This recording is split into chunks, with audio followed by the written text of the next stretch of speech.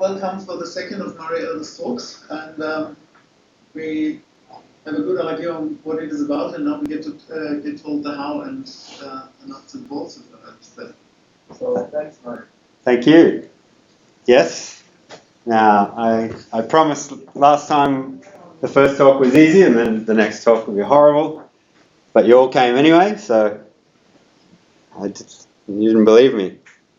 So yeah, this is what the proof of, an attempt to give you the proof of what I talked about last time. So joint work with Laura Chivano for Ticket. Let's go. So last time we had this idea of a word equation over little letters and big letters. A solution is the substitution of the variables so that the two sides of the equation are exactly the same. So they're the same word, they're the same element of the free monoid. We can use a fancy language now. We're all adults. And then I introduced the notion of an equation over a free group. Oh dear. How do I say I never want to... Windows is dissing you. You can click the last one. If you click the last one and it'll... next time. So yeah, an equation over a free group, maybe it sounds a bit harder to solve because you're allowed to substitute inverses and weird things could happen. Okay, I've got it. Okay. So they're the two problems that I'm talking about. And of course we could solve equations, or we could try to talk about equations over any group or monoid or other algebraic structure. So I thought I'd start with the problem in free groups isn't any harder than a problem in free monoids, just to give us a warm-up. So we start with the equation, and just for convenience, it's a group, so we can put the inverse and put it on the other side. And then we can start with this equation in the free group and make a system of equations using some new variables.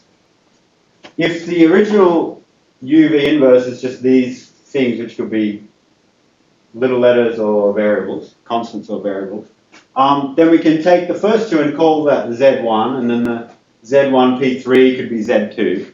Basically just chop up the word into little triangular equations.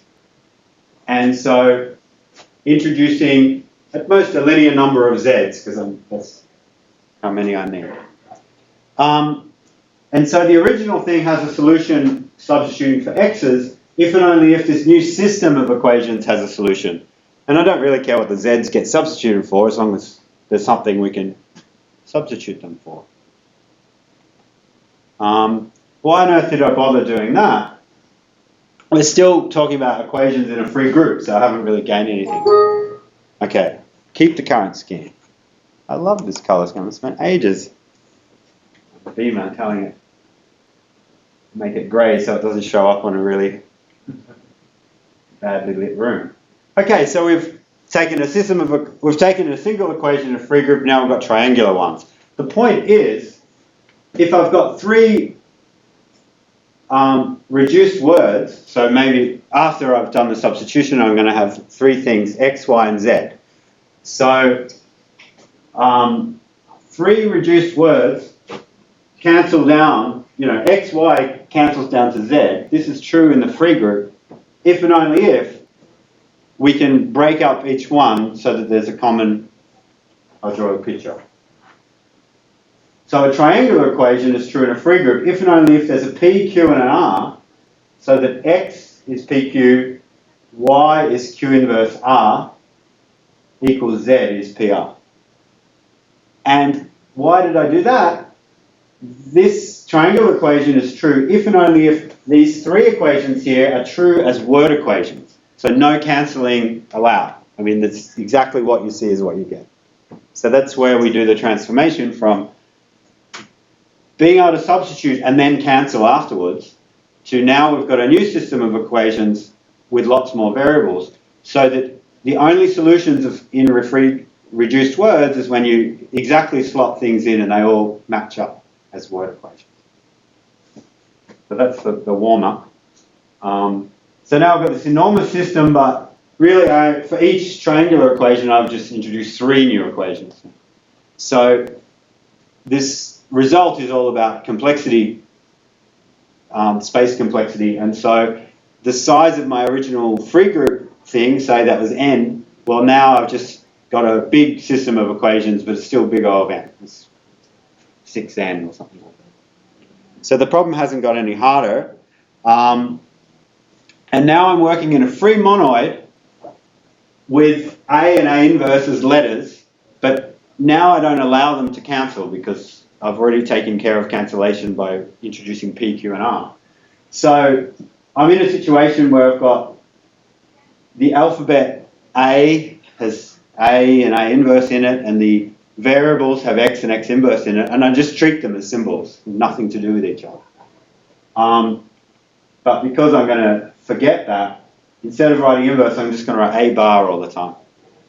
So that I never can. I'm a group theorist, so I'm not very good at working with monoids. Too simple, they're too difficult. So we get a system of word equations. And it's not exactly the same problem as I started with. Initially, I said you can slot anything in the monoid and both sides have to be identical. What I was after was solution in the free group in terms of reduced words rather than just any old words. And so this new system of word equations the solutions I'm after, I have to insist that solutions don't contain any of these subwords when I do the slotting in, because they would be other things that I wasn't counting on. So I've turned it into a system of word equations with some restrictions on the sorts of solutions I'm allowed. So it's not the same problem as I began. But the claim is that the set of solutions I get for the P and the Z and all this sort of thing, there's a projection between that and the solutions just for the X's that I started with. Those X's are still all there, so I can describe an algorithm to find all the solutions, and it will say this is what X1 is, X2 is, X3 is, and then I'll just ignore the output for P's, Q's, and R's. So there's a little more detail that I'm letting on there, but essentially that's what we do to turn a free group problem into a word equation problem. And the trick is the triangular equation. So for an arbitrary group, we're not going to be so lucky. But and just for convenience, it's nice to just talk about a single equation.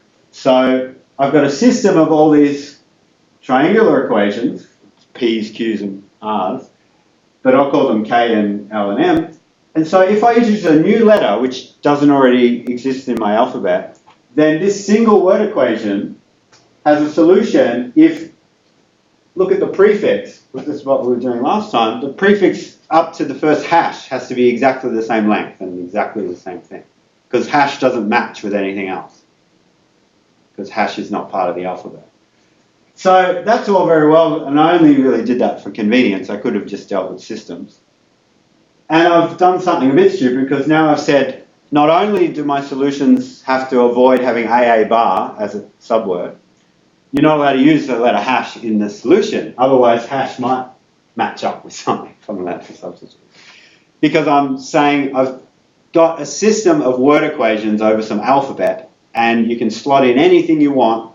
What you see is what you get. I have to impose these extra restrictions. That actually, you're not allowed to. There could be a solution with hashes and with AA bar. I have to avoid those ones. So that's a bit sad that I don't have exactly a word equation without any provisos. So I need to deal with solving a word equation, whether it came from a free group or who knows where it's come from now. Somebody's handed me a single word equation that I have to solve, but in addition, they want me to avoid a few different conditions. So I'm not allowed to have AA bar, and I'm not allowed to have hash. And we could add more strange conditions to this list if we wanted to as well, and we do in the paper. So this is how we deal with that. A trick, and the trick's quite nice. It uses a map to a finite monoid. So I'm just doing it for our particular situation, but this generalizes to all sorts of different constraints. So that's my alphabet. If you want, we could have hash bar equal to hash or something, just so it looks nice. And we define this finite monoid a times a together with 0, 1. And the multiplication, well, 0, 1, just do what you might expect. And it's a bit of a mystery, so I'll tell you why I define it like this. But A, comma B, C, comma D gives me the first and last letter, provided the middle letters don't cancel out. And so then I define a monoid homomorphism from my A star to this finite thing. And I define it by row of A is AA, row of hash is 0. So 0 is going to be not allowed. If you get sent to 0, it's like you're bad. And row of the empty word, 1, is equal to the number 1 in the model. So let's get down to an example and then we'll see what this was all about. This is a bad word. I want to reject this if I found it as a solution. So I've sort of chosen to do my homomorphism here. And from this step to this step, if you went through the motions, there's no bad guys in the middle. So this would give you A, comma A. So the secret to row is it's just looking at a word and telling you the first and last letter. That's what, I should have said that at the start. So the first and last A, and then this A bar C. So the rule is this should be 0 because it's A bar in the middle. So, and if it had a hash in it, it would be 0 as well. So given a word, it's good if and only if row of the word is non-zero. Yeah, so it's non-zero if and only if reduced and doesn't contain a hash. And you could imagine other kind of restrictions I might have could be encoded with some sort of map like this to a finite mono. It's important that it's a finite mono because then I only have finitely many different sort of choices of this. This condition is sort of encoded just by a finite amount of information. Okay, so the problem that I have to solve is given a word equation, find all substitutions. First of all, replacing the x and the x bar should be consistent together, but that's because they came from the free group. And the second condition is that the row has to be non-zero when I do the substitution. So it might sound like I've completely changed the problem. Oh, I'll just say some words. But this isn't a big deal at all. What I'm going to do is solve a word equation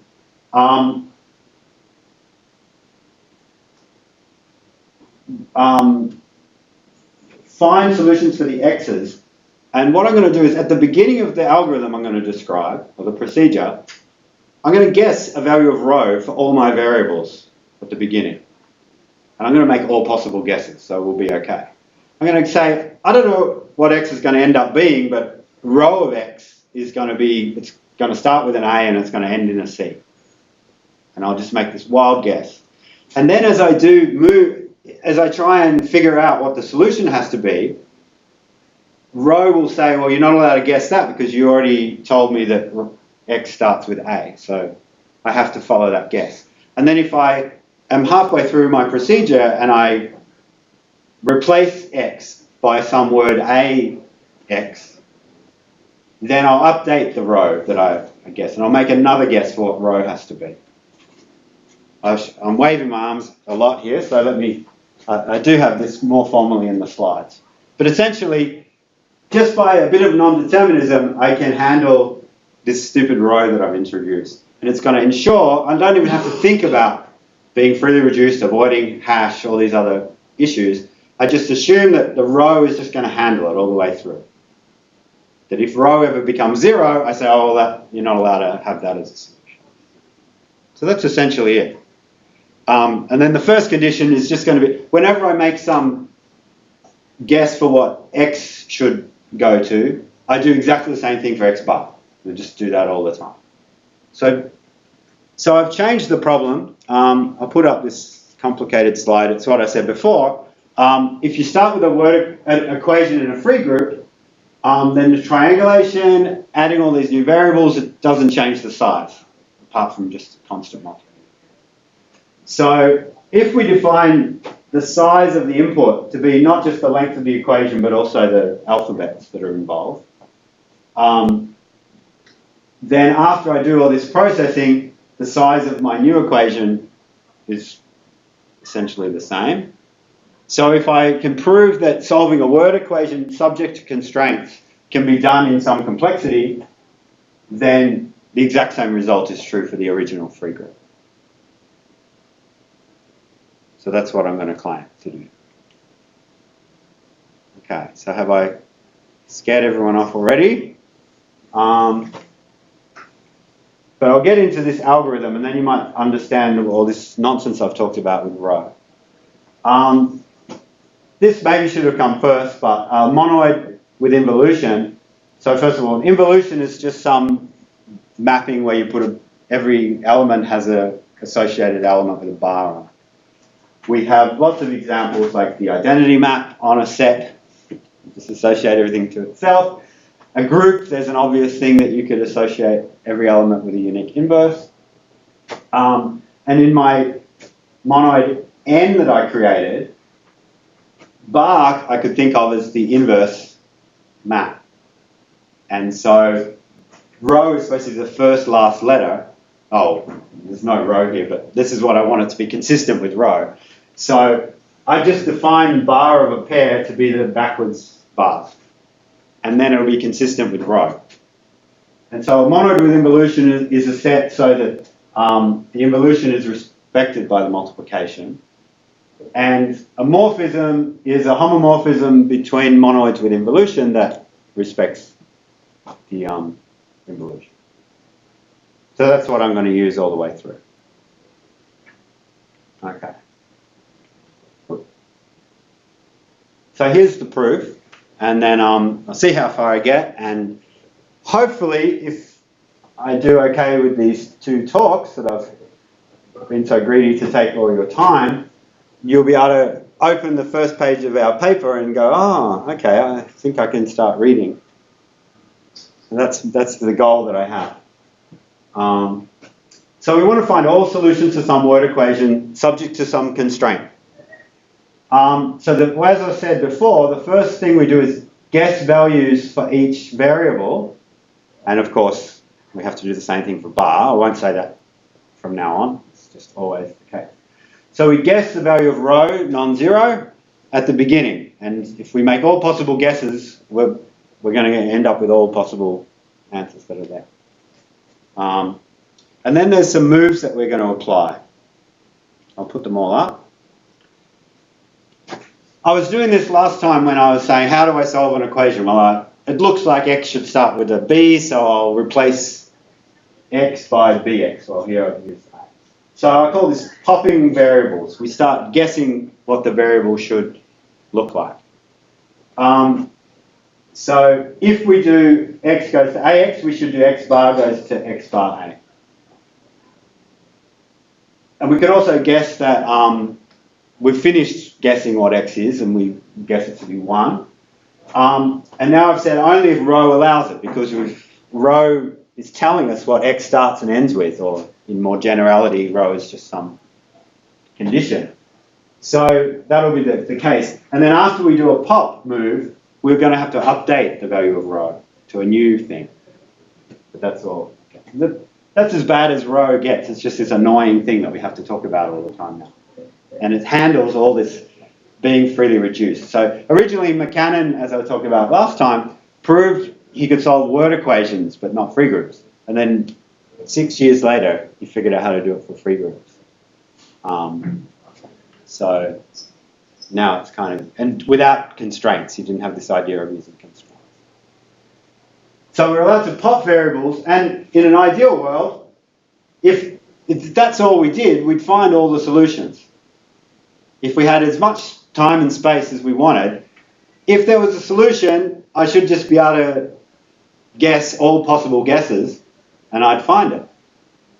But most of the time, I'd just pop things out, and I'd end up with garbage on both sides. So that's, you can certainly solve any equation, but you may never finish that over. If there's no solutions, you would never know when to stop. So popping by itself is not going to work. It's a bit of a naive thing to even have there, but that's what we use. So I talked about last time this idea of compression. As we start popping, the word gets longer and longer and longer. So then we use this data compression idea that we take pairs of distinct letters and we compress them down to a single letter, which is going to shorten the equation that we have in front of us.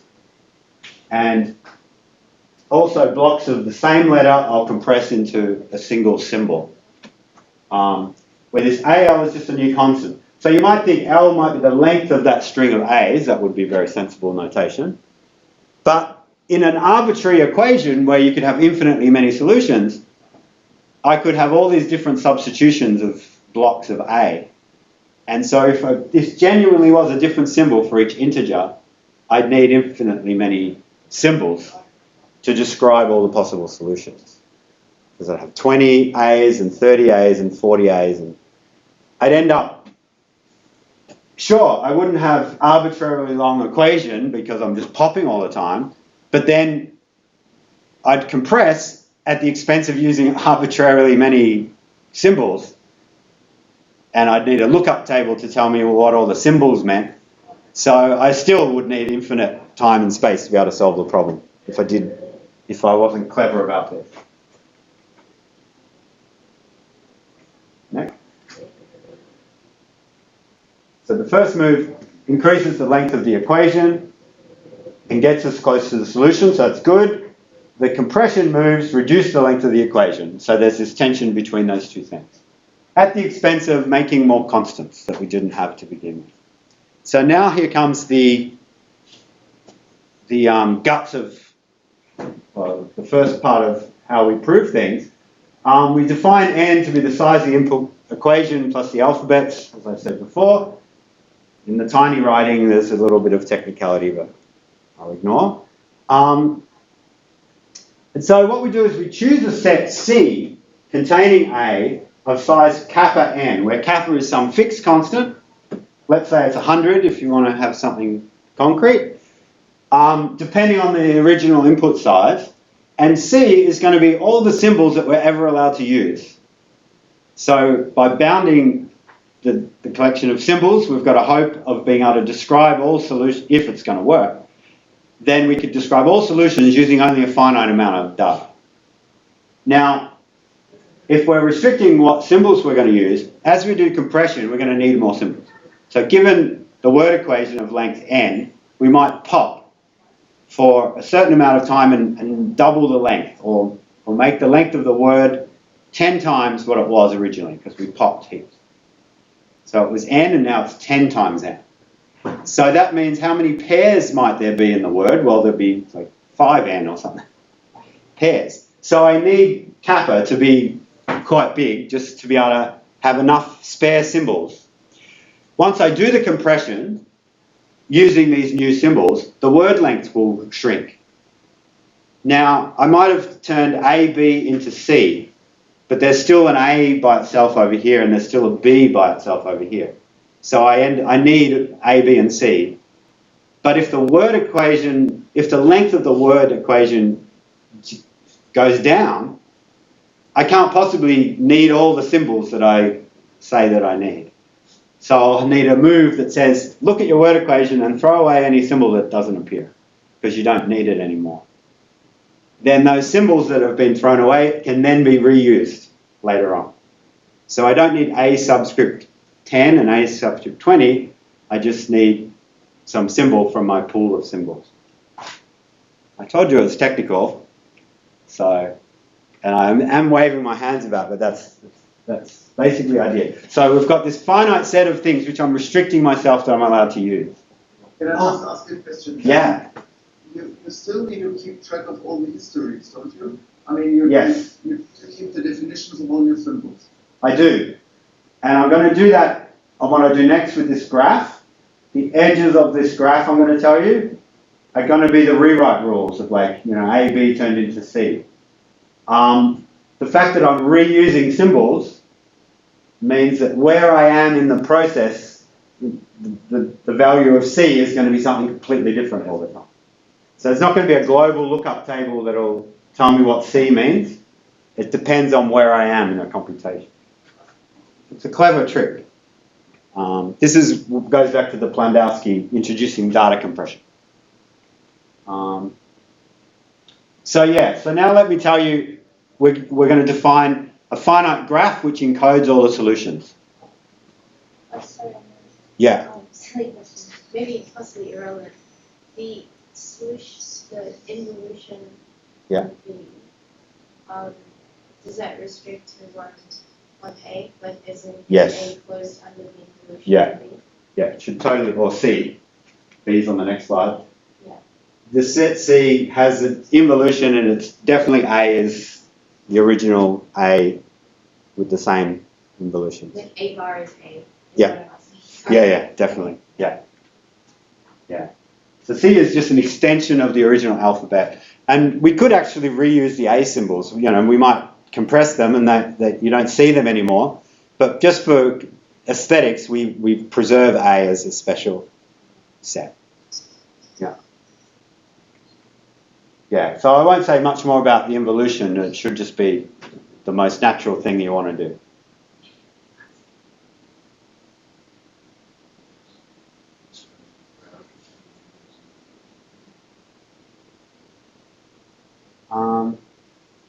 So now this is where I introduce B. It's going to be an intermediate set with involution, which will also have the same, everybody will agree. And B is going to be the set of symbols that are currently in use. Maybe a bit more because I've just replaced some. So B is always, so an extended equation, and these are going to become the vertices of my graph, is this big collection of data. B is going to be the extended alphabet that I'm currently working in. And we insist that they always contain A. X is the subset of variables, because I might have replaced a few variables and now they've disappeared. Theta is, I think Folke asked a question at the end of my last talk, that if I'm going to replace BBB by a single letter, well, those letters are not just in a free monoid anymore. They commute with each other because they're essentially the same thing. So that's it. The worst that can happen is that by doing these compressions, suddenly we fall out of a free monoid and we end up in a monoid with partial commutation. So that's the algebraic object we're working with. So theta is, this notation is going to, a pair is in theta if theta tells us that the first thing and the last thing in the pair commute. So it's not very well defined in that little dot point, but when I do a compression of a block, I'll say theta now tells us that the letter B commutes with this symbol that I introduced for the block. Okay, so that's a bit technical and I haven't defined it. And I say temporarily commute because after a while I'll get rid of all the occurrences of something and I'll be back inside a free monoid again. What is sigma that X is containing sigma? It's all the variables that I started, the capital X. Yeah. So P and Q are the current state of the equation. So P equals Q is where I've got to after doing all these moves. So there's a lot here. Oh, and mu is instead of rho, mu is this map to the finite monoid that is the current state of affairs of the constraint. Because after I start doing moves, the constraint is going to get all crazy. And I need to say what the constraint is on these new symbols. Because I might have introduced the letter C, which is equal to AB. So I need to update what mu of C, I need to say what mu of C is. But I can work it out.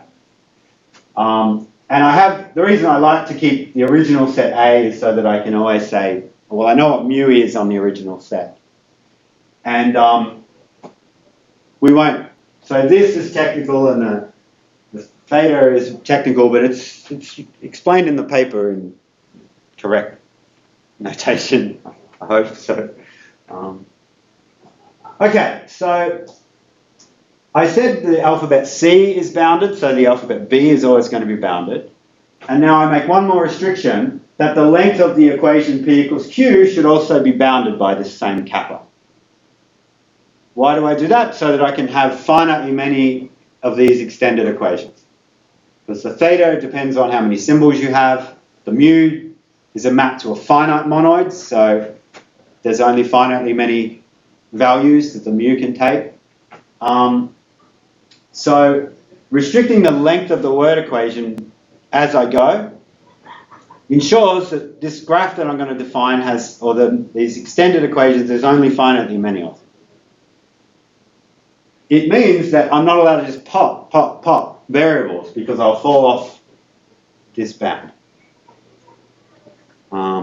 Which means I may not be able to find any solutions because I've told myself I'm not allowed to look. But that's the point. So it means we may not catch all possible solutions. We might need too many variables. We might need to lengthen the equation to actually get any traction. So the guts of the proof is to find the right value of kappa that allows us enough space to be able to do everything. So it's quite subtle. So let's keep going, familiarising ourselves with these extended equations. An initial vertex is this collection of data. That's our original set. All the variables are there. So there's nobody commutes with anyone because at the beginning I haven't done anything.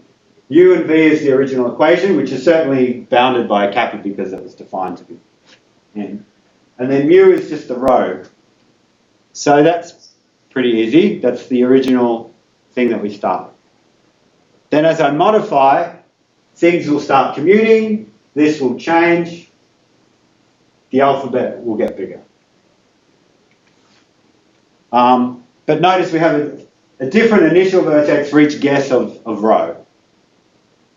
And exponentially many of them. But there's only finite because it just maps to a finite monoid. That's the really important part. Okay, so that's an initial vertex. A final vertex, and hopefully you can read between the lines here and say, oh, well, if that's initial and final, then I can imagine what goes in between. That way I don't have to give horrible technical things. A final vertex is this collection of data. Well, I've introduced more variables, more letters, constant. But look, the set X has disappeared. So your final, if you've done all the substitutions and you don't have any variables anymore. And then who cares if things commute because whatever we've got here. And now I need the equation P equals P. And then you're a final vertex. So I don't have any vertices with no variables and the wrong equation. So because that wouldn't be a solution. So I'm hoping that you can get this idea without me telling you the intermediate stuff, which is the real hard stuff. A path from an initial to a final vertex is going to correspond to all the different moves that you make to get rid of the variables and make both sides the same. Subject to the constraint that we started with, because the constraint is on every move from one vertex to another, you'll make sure that's allowed according to the row that you've guessed, and you'll update the row. So at the end, it doesn't matter what row is because there's no variables left. But all the way along, you've made sure that you're consistent with the original constraints that you have. So that's basically, when you look at the paper, we tell you exactly, here it is, what all the edges in between are, and it's a little bit full on. So I think I bypassed this a bit in my slides. Several kinds of edges between all that data to all that data, labelled by a letter homomorphism, H. And the weird thing is that we want the map H to be going from the letters in the target vertex back to the letters here. The idea is when you get this path from initial to final labelled by all these H's, if you want to then recover what the solution is, you start with, at the very end you sort of have nothing, but we put a symbol there, and then you apply the homomorphisms H, and you you start rewriting what the solution is back to the start. So that's why it's in the wrong direction. And the idea is that if you apply the homomorphism H to P prime and Q prime, and H is extended to the variables, it just leaves the variables alone, then H applied to that word gives you those words. And so we'll be able to recover the solutions like this. So detailed descriptions are in our paper. There's lots of other ones like get rid of symbols and all these sort of annoying things, but the main edges that we have are given by a letter homomorphism. This is the new letter C, and that's an old word U. And so this is like, take a subword U here, like AB, and turn it into C over here. So it's encoded by a map H, which sends C to AB, puffing out the word. I allow the length of the word to be either 1 or 2, so this also allows me to just rename a letter if I feel like it, which I need in some of my algorithms. It's a bit weird, but I do it. It allows me, I could have a whole bunch of B's here, and some of them I say I want to attack, and others I want to leave alone. And so I can do it with this map. I can replace, here, I have a whole bunch of B's here. I could replace the ones that I don't like by C, using one of these rules. And now I'll have C's and B's here, and then I have rules that only apply to the C. It's weird, but that's what I'm going to find useful.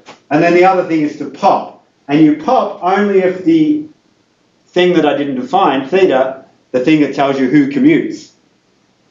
You can pop x by cx or xc, or just by 1, only if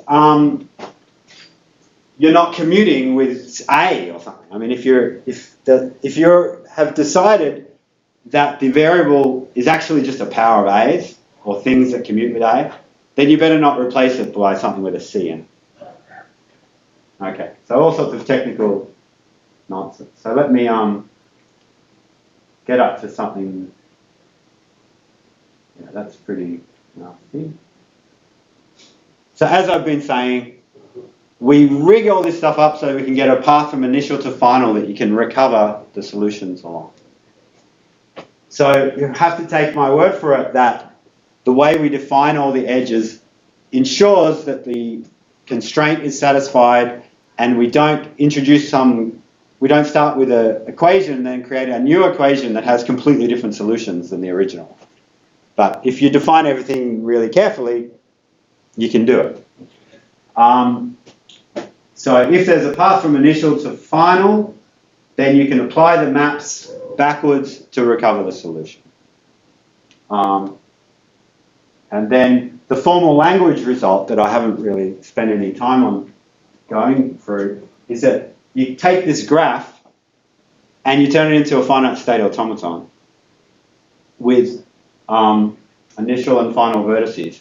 And the things that are accepted by this automaton are labeled by these letter homomorphisms, words of letter homomorphism. And our real theorem in the paper, when you open the front page, is that the set of all things, if you apply H from the set of labels of the automaton, H to just a single symbol, you get all possible solutions. And we prove that the set of all solutions is equal to that set, and that just happens to be exactly the definition of this class of languages called EDTOL.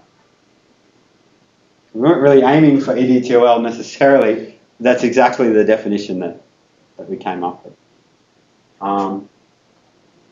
Okay, so constructing the graph doesn't really require any intelligence. You just write down all possible things up to that size bound. And we can do it non-deterministically just by enumerating every single possible edge. Non-deterministically in this n log n space. That's technical stuff that you have to look at the paper to check. And we got the improvement. We weren't really after a space improvement. It's just we redefined the way that you should do all the compressions and things, and we ended up doing it in a much more efficient way. If you just wrote down all possible vertices and didn't write stupid final vertices, because, well, we've defined them to be P equals P, but you could also end up with vertices that do not lie on a path to a final state. And so there's a process in non-deterministic space of getting rid of those vertices. And it's actually the only point that we genuinely need to talk about non-determinism. That if we want to prune our graph of anything that can't be reached, we have to, on each vertex, we have to say, is there a path all the way down to a final? We have to run that, check, and once, if it says yes, we keep it, and if it says no, we reject it. So that's all the technical stuff. Again, so I won't say any more about that. So yeah, I hope it's not too dissatisfying me skipping all these things, but this is the idea of what's involved. So surely if I define the graph sensibly, it shouldn't contain any solutions that aren't solutions to the original thing. The issue is, have I thrown all the solutions away by not allowing us to look through the whole space? So what we have to do is prove that if there was a solution, then I have to demonstrate a path that will actually realize that solution. And that will finish the proof.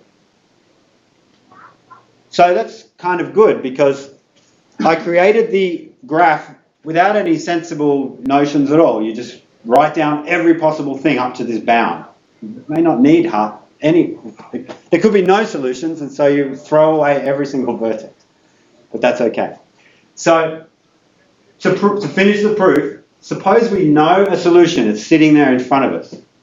And that's really useful because we can see it. So, or maybe, Alice or someone in computer science is the oracle and she tells you what to do because she can see the solution. So suppose you know the solution. Well, that means we don't have to guess the row values. We know what they are. So we go straight away to the first vertex that we need. We know where to go. And then we describe an algorithm which tells you exactly which path to take, given the solution that you can see in front of you. And we have to prove that there is a finite path within the graph that doesn't fall out of the graph. And as I said, a naive algorithm that just pops all the time will end up growing the equation too long because it could definitely be substitutions that are longer than the kappa bound. So we can't just pop. So we need to do, in some clever way, we need to do the pop together with compressing in such a way that we stay within all the bounds that we've put. So I've defined these single edges of block compression and pair compression. Well, actually, block compression that I said at the beginning was you took a whole big string of A's and you turned it into a single symbol. But then when I defined the graph, the only thing you're allowed to do is take a word of length 2 and turn it into a word of length 1. So if I'm going to compress a word of length 1,000 A's, I do it 2 letters at a time.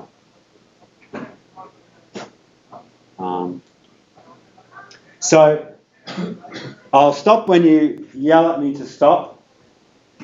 So feel free to yell. But let me see how far I get with the idea of just the guts. Everything's the guts, but this is the final bit. So I've told you that kappa is some nebulous number. And now I'm saying, let's assume that our alphabet size and the length of the equation is less than 29n. 29 is what we figured out after going through the whole process and saying, well, that's exactly the sweet spot that will make everything work. And so, but to do things properly, I should just say some other kappa prime and then we would figure out what 29 is.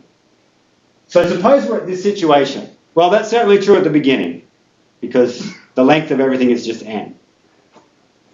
So suppose we're here. So the first thing we do in this algorithm called block compression is pop out the first and last letter of every variable in sight.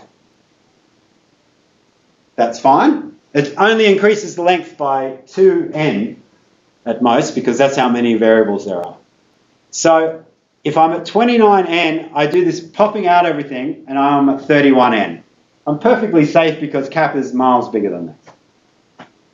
Huh.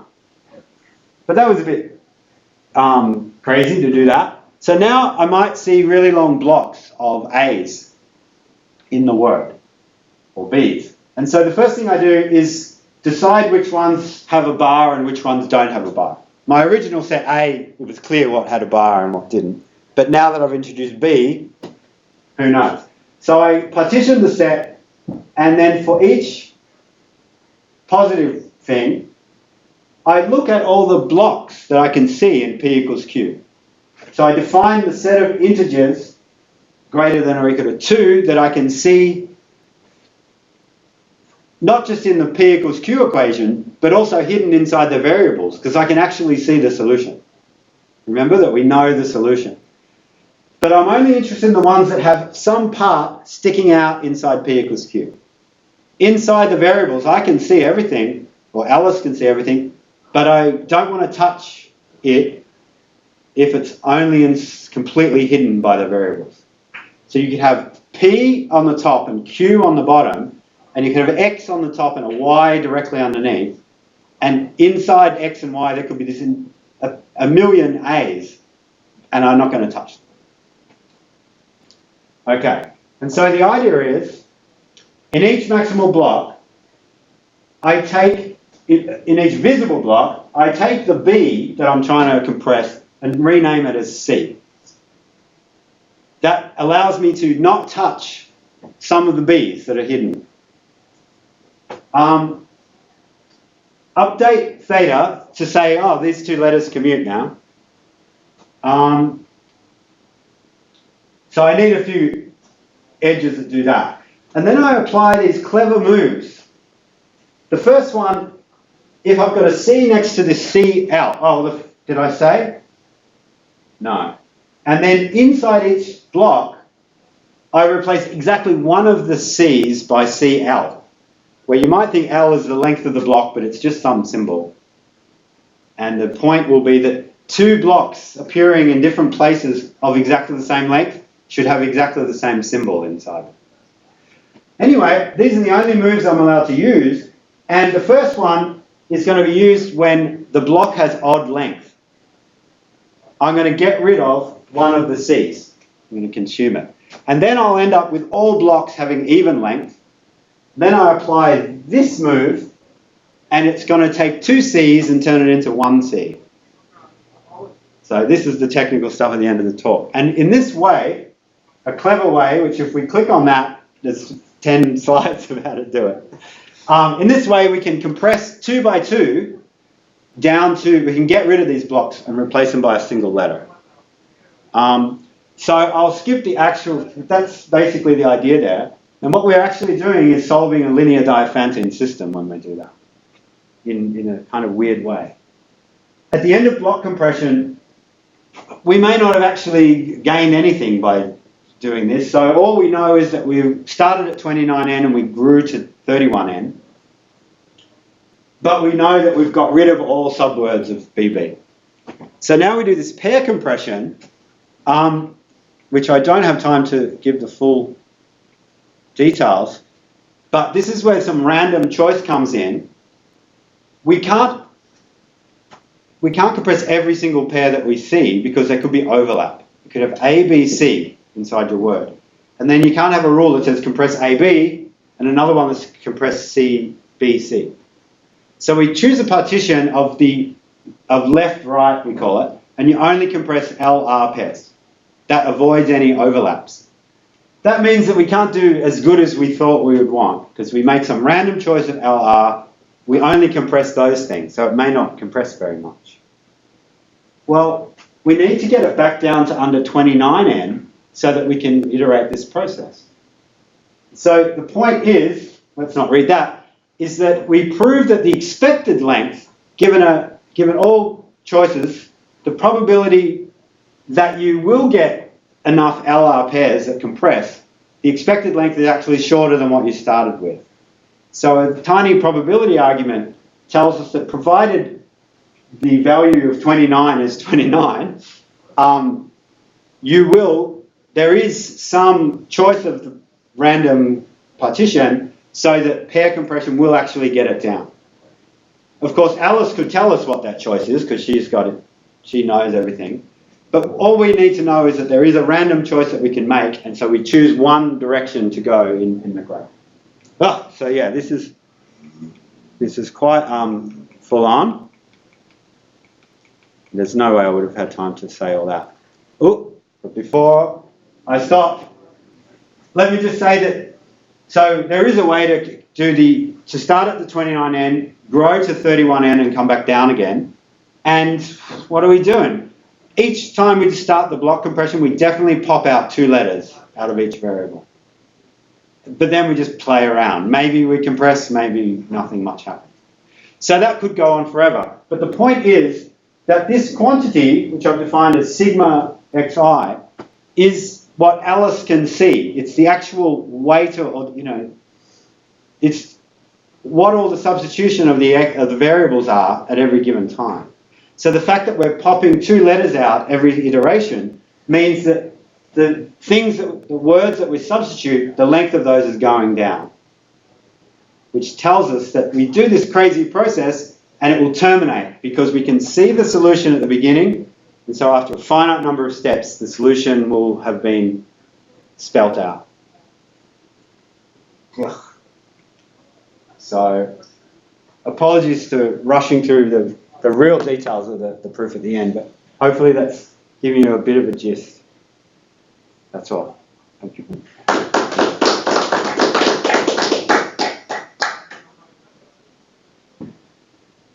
Yeah. So obviously, in order to come up with gory details of it, you had to do a huge amount of calculations. Actually, not. How come? Oh, yeah, they're not big calculations. They're not computer calculations. But an example. So no, it's really hard to do any examples. So, yeah. So it's all just pure brain work and theoretical. Yeah, and using all these results that had come before and just slowly improving. One of the big things that we did was, because we wanted to describe it as a formal language, we wanted the entire solution set to be somehow read off from the graph. So these other people constructed a graph, but then to do the block compression, you've got all these blocks of different lengths. And so what they did was they said, oh, well, let's turn that into a system of linear Diophantine equations which need to be solved. And so we can just do that over on the side and we can solve it. And that tells you exactly what numbers of blocks you can substitute in. We didn't like that because how do you turn that into a coherent collection of solutions? So what we did was, instead of trying to figure out block compression on the side, we made it 2 edges at a time. So it's all just theoretical stuff. Okay, on computation, I also find it a bit strange that you construct an algorithm and you don't see it in action. So what are you getting to?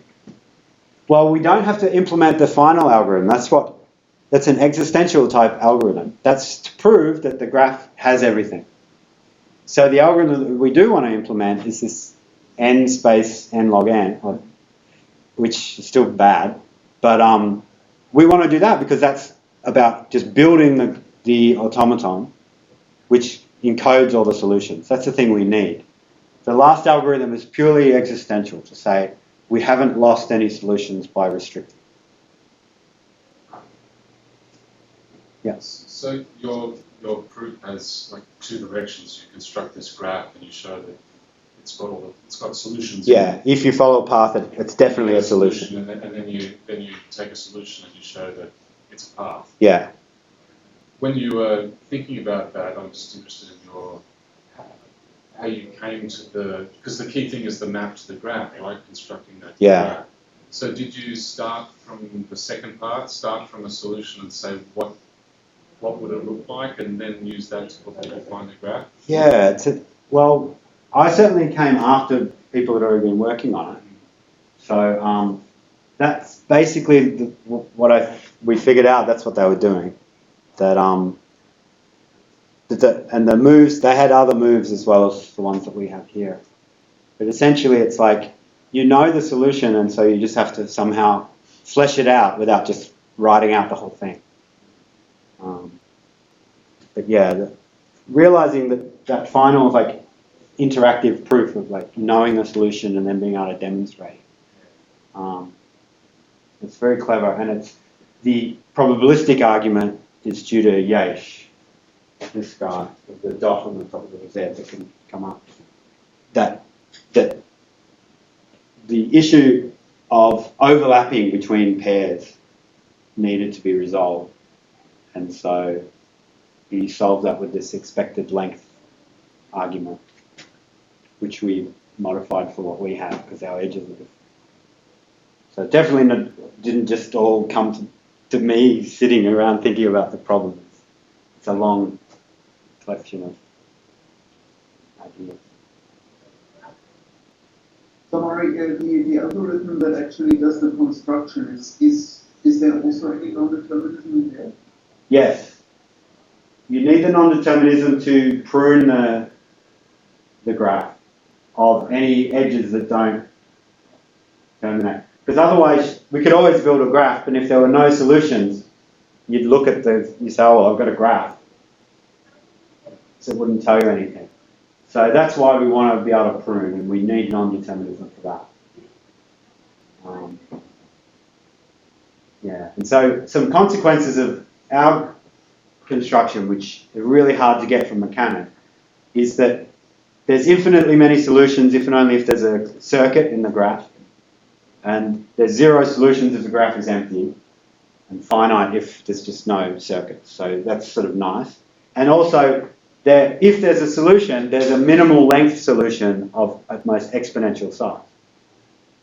Because if there's a solution, there's a path from a initial to final. So if it goes around a loop, just chop off that loop, and there's a path just exponential length that realizes it. What is an ed2l language? It's a Lindenmayer system language, which comes from biology, and it's a parallel grammar. So it's like a context-free grammar, which, okay, it's a formal language stuff, and it's, well, the thing that I wrote is that you take a symbol and a collection of little letter homomorphisms, and your EDTOL, if you can describe the set of all words in the language as being obtained from just the symbol by applying all words out of a regular language. But it's not the original definition, and it was introduced, well, the original L languages, or 0L languages, were introduced by Lindenmayer to model growth of algae and plants and things. And they're used in like artificial life, in computer games to grow trees and stuff. They're just these simple rewrite rules that apply to a string, and you apply the next rule to every symbol in the string in the same way. So it's a whole world of formal language theory that I wasn't too aware of before this project. And your weed? Well, that's just a nice picture, and it's like an ED2L grammar is producing it. But no. So what are the substitutions for that? Yeah. I have to ask God. You do that and you get back to us. Yeah. But yeah, I used to have some slides of just a really simple substitution rule. You can grow like a tree. But, and you have all those Inkscape things. Anyway, but I haven't really, I thought for these talks, the formal language stuff is a whole another thing, and I think everyone can see that if there's a finite graph, then that's a really useful object to describe all solutions. So initially I had 3 dot points of things I wanted given a solution. Given an equation, just decide if there are any. Well, Buchanan did that, even though goodness help us to actually do it. Describe them all. Well, Razborov was able to do that using all this Buchanan stuff. But then give an actual usable description of all solutions was something people thought there's no way you could actually do. And the EDTOL is actually really low in complexity in terms of complicated languages. So you did that, but you also improved on the first two. Exactly, but we didn't mean to, in some sense. Yeah. Volker, my collaborator, Volker Diekert, is totally obsessed with all the space complexity. Like, oh, we could improve, we could do this, we could do this. And we're like, well, as long as, if that's at the expense of making it a more complicated final description, we didn't want to do that. So we want to be able to use, given an equation, a really easy way to construct a graph, and now you've got all solutions just sitting in front of you that you can use.